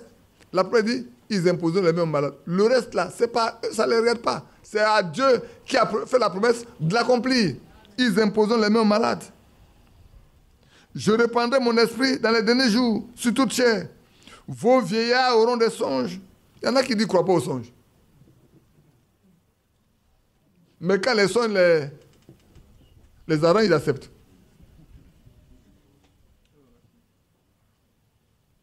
Parce que j'ai entendu frère dit, il y en a qui sont sur les songes, alors c'est fini. Oh. Ou bien frère Franck ne croit pas aux songes. Je répandrai de mon esprit dans les derniers jours, sur toute chair. Vos vieillards auront des songes et vos jeunes gens des visions. Et toutes les différentes promesses qu'il a faites, tout ce qui se trouve là, dans la promesse de Dieu, Jésus nous l'a racheté. Amen. Quand il est venu, il a racheté toutes les promesses. On avait tout, hein. Adam avait tout avant. Adam était un roi, était un prince sur la terre. Il avait le pouvoir sur toute la nature, les animaux, les herbes, les reptiles, les oiseaux. Adam était là dans ce lieu-là. Il était le roi avec sa princesse. Dieu lui a donné, il a dit, dominez sur eux. C'est écrit dans Genèse. Hein? Il dit, domine sur eux. Il ne peut pas s'attaquer à Adam. Il reconnaissait Adam comme le... C'est lui qui lui a donné, qui a donné le nom de chaque animal, de chaque être. Mais le péché lui a arraché tout. Le péché l'a privé de tout. C'est pour ça que Christ est venu pour racheter tout, pour nous donner ça. Amen. Il a tout racheté pour nous. Il a acquis cela pour nous. En mourant à la croix, il a tout payé. Il est parti dans la tombe, il a laissé tomber. On a chanté ça ce soir, n'est-ce pas? On a chanté ça, non? Il a laissé la mort dans la tombe. Il a laissé la mort dans la tombe. La mort, tu restes là. Et il est sorti vivant, vainqueur de la mort. Et il n'est pas seulement resté là, il est monté au ciel. La Bible dit, il est monté, il a acquis des dons qu'il a répandus. Rentre en possession des promesses que Jésus a faites. De tous les dons, rentre en possession. Il a répandu ça sur nous.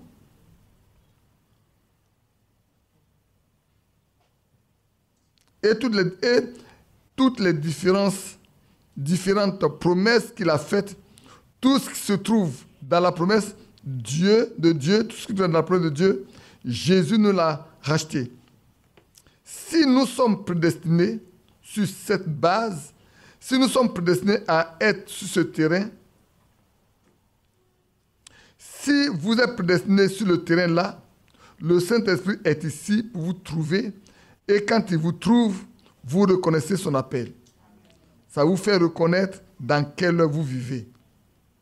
Amen. Vous êtes rapidement enlevés à sa rencontre et vous êtes maintenant assis dans les lieux célestes en Jésus-Christ. Quel merveilleux Père céleste qui nous donne ces choses. L'Esprit a vivifié leur communion avec Dieu de façon qu'il ramènerait les morts à la vie en ce jour-là. Ils mettaient leur corps sur les morts et ceux-ci revenaient à la vie. Qui sait que c'est vrai? C'est vrai, non? Paul l'a fait avec Eutychus. Dans Acte 20, verset 9 à verset 10. Paul a tellement prêché longtemps cette nuit-là que le jeune Eutychus assis à la fenêtre a été un peu pris par le sommeil. Il s'est retrouvé dans le vide. Il s'est écrasé à terre. Quand les autres sont descendus pour voir, ce pauvre garçon est mort. On en parle, Paul descend. Tranquillement, il se couche sur lui.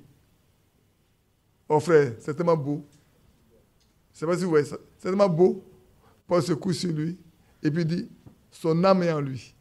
Les autres ont vu qu'il est mort. Mais quand Paul est arrivé, il dit, son âme est en lui.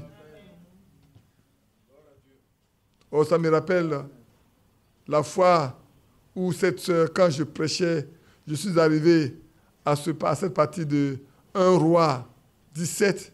J'ai dit, là où il y a la vie, la mort n'a pas de pouvoir. Amen. Et puis tu attends, j'ai dit, qu'est-ce qu'il y a? Il n'y a rien. Bon, s'il n'y a rien, on s'en va. On continue. Je prêche et puis je vois, on appelle les diacres, venus sortir cette soeur-là. On l'a pas pour sortir, mais amenez-la ici. Ce n'est pas pour Dieu, amenez-la ici. Mon frère Robert derrière me dit, mes frères, il faut laisser envoyer. Non, on ne peut pas laisser envoyer, c'est pour ici. Ce n'est pas Dieu, elle est tombée dans l'assemblée. C'est dans l'assemblée qu'elle doit revivre. Si on l'envoie dehors, on va appeler, on va faire appel au sapeur-pompier tout de suite. Avant que le sapeur-pompier n'arrive, peut-être la mort est passée là. Or, elle est tombée, on essaie de tout faire, se sont rendus compte qu'elle est morte. Envoyez-la ici. Son sang encore chaud, c'est pas grave, envoyez-la ici. Alors j'ai dit, frère Isaac, frère Mathieu, venez. Mathieu arrive, il voit les yeux fermés, il l'ouvre, c'est revulsé. Là, il veut qu'il dit, on ne crie pas. On ne crie pas. On ne crie pas. On va prier simplement. Et j'ai mis ma main sur son pied, pour attraper le pied. J'aime toujours voir là-bas. Quand c'est glacé, tu mets là-bas, la main là-bas, pour voir comment ça se passe. Tous les coins qui sont très froids là, ça doit réchauffer. Quand la vie est dans le corps est chaud. C'est quand la vie part que le corps devient tout froid, raide. Et comme déjà c'est froid, j'ai mis ma main là-bas pour prier. Et je prie. Dans ce cas, quand je prie, je ne ferme pas mes yeux. J'observe tout ce qui se passe. Je regarde, elle ouvre les yeux, me regarde. Et puis elle referme. Je prie. Je regarde, elle ouvre les yeux, me regarde. Alors je dis, tiens-toi debout. Elle me donne la main, je la fais asseoir. Et je monte à la chair. Et je vois on a encore en bas, on a encore trouvé autour d'elle. Je descends. Je l'attrape par les deux mains pour la faire asseoir sur le banc. Elle est assise là. Moi, je suis venu monter. Alors quand j'ai fini de prêcher, Mathieu s'est monté. Qu'est-ce que tu as dit? Elle était morte. Oui, elle était morte. C'est vrai qu'elle était morte. Mais on ne peut pas être dans la maison de Dieu et puis la mort va nous surprendre. Sinon, la promesse n'est pas pour nous. Oh, peut-être l'a dit. Ils imposeront les mêmes malades. Tout ce que vous demanderez à mon nom, je le ferai. Et les choses que j'ai faites là, vous en faites de plus grand. Parce que ma mère, si vous croyez, il a reçu des morts. Les morts, on peut les ressusciter aussi au milieu de nous. Amen. Il a fait ça avant. Donc nous devons le faire. Non pas parce que nous avons le pouvoir, mais lui, il a le pouvoir. S'il habite au milieu de nous et en nous, il le fait. Amen. Elle est revenue à la vie simplement. Et c'était qui venait de se marier tout dernièrement. L'Esprit a vivifié leur communion avec Dieu de façon qu'il ramenait les morts à la vie en ce jour-là. Ils mettaient leur corps sur les morts et ceux-ci revenaient à la vie. Écoutez bien, ils ont fait les mêmes choses que Jésus avait faites parce que le même esprit qui était sur lui était sur eux. Amen. Si un esprit fait agir un homme de telle façon, il fera agir un autre homme de la même façon. Beaucoup n'ont pas compris. Si, par toi, il donne la vie à une personne, il va donner aussi par un autre la même expérience si vous deux vous avez le même esprit. Amen. Il ne peut pas faire autrement. Que Dieu nous bénisse. On va s'arrêter là.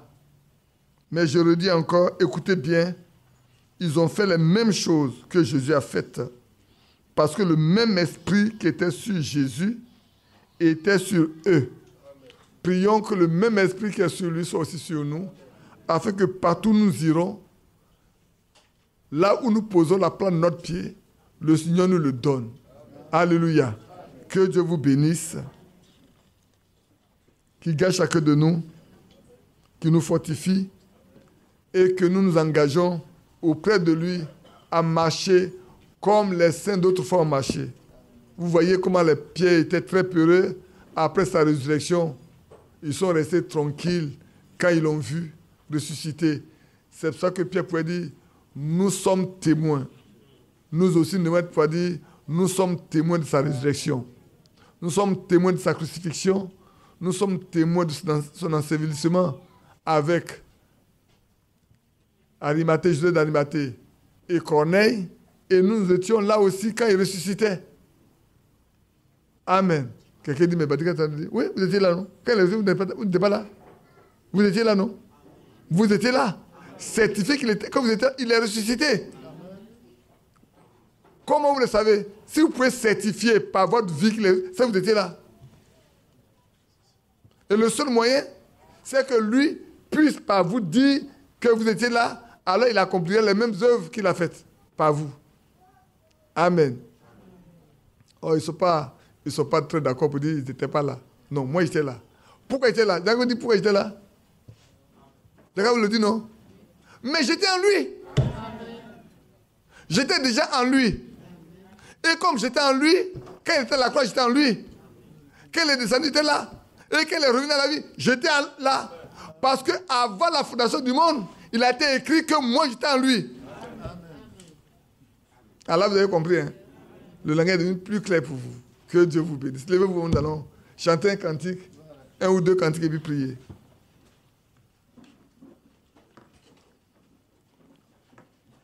Le grand lion n'est pas venu petit lion, fait nous chanter. De toute façon, c'est ça qu'il fait chanter.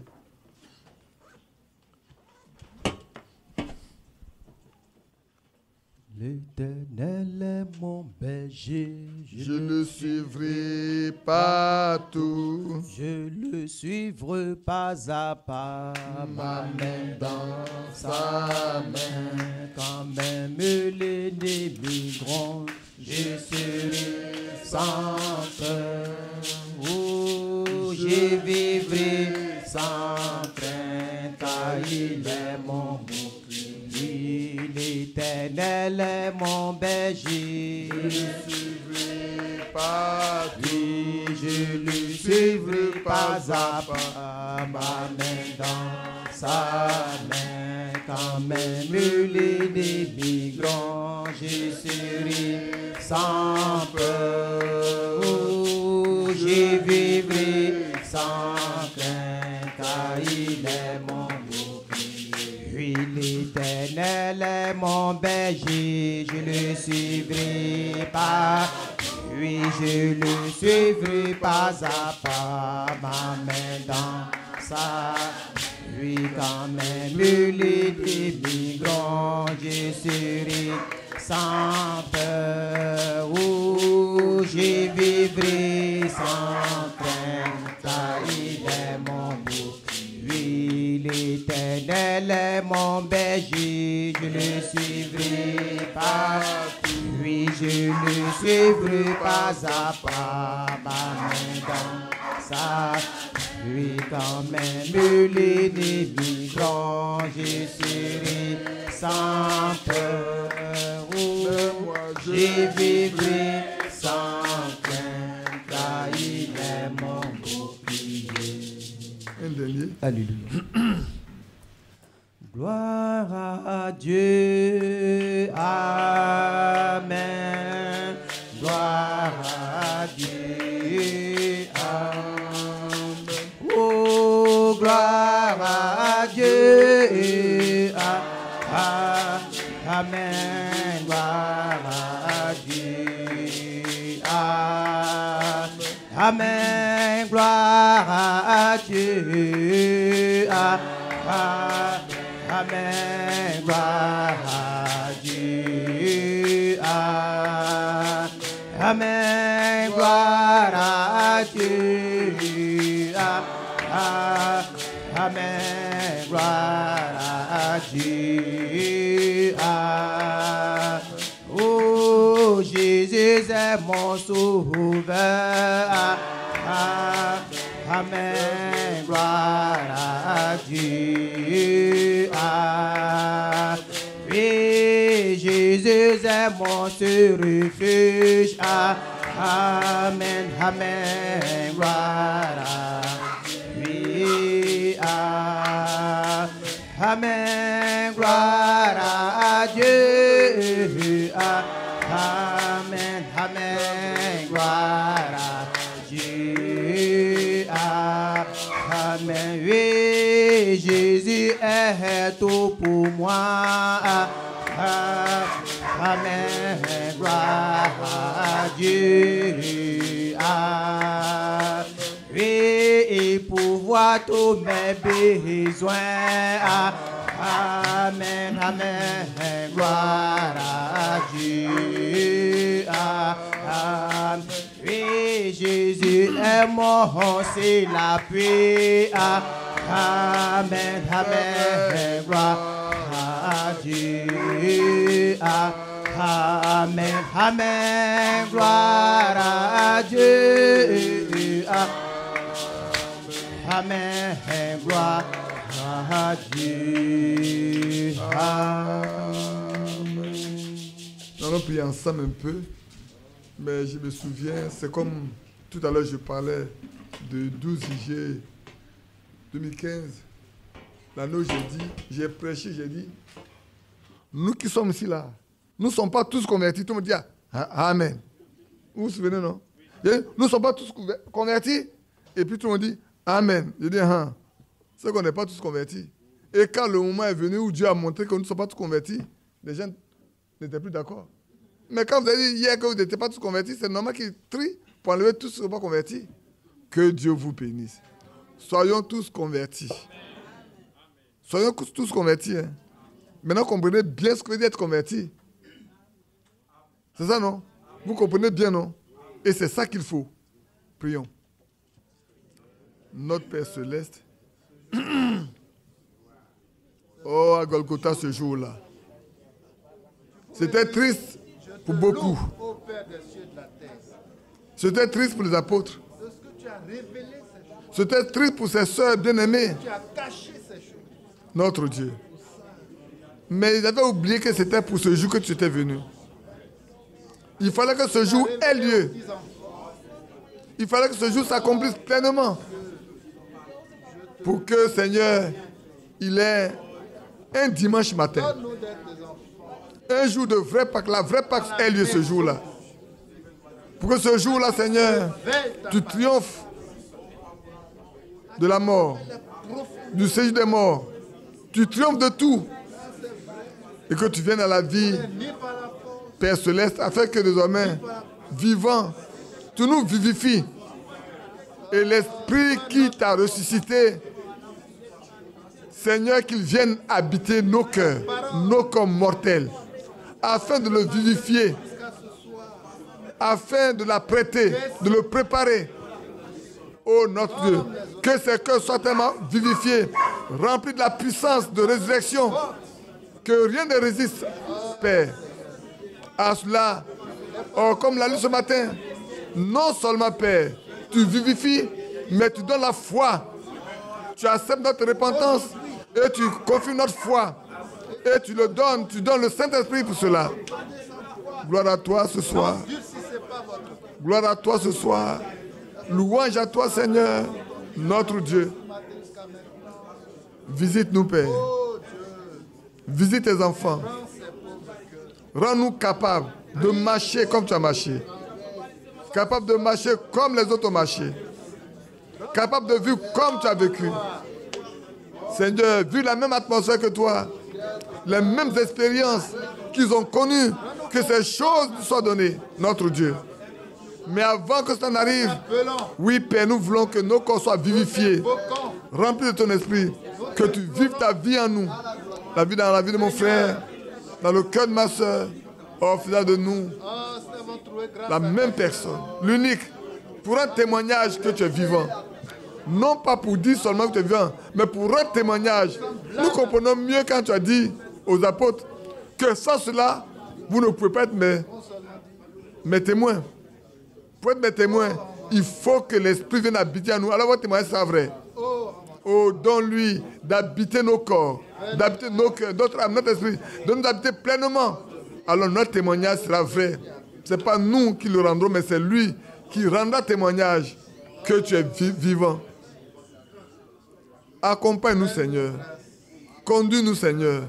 Et agis en nous. Et agis à travers nous. Demeure en nous. Demeure avec nous, Père. Au nom de Jésus-Christ. Amen.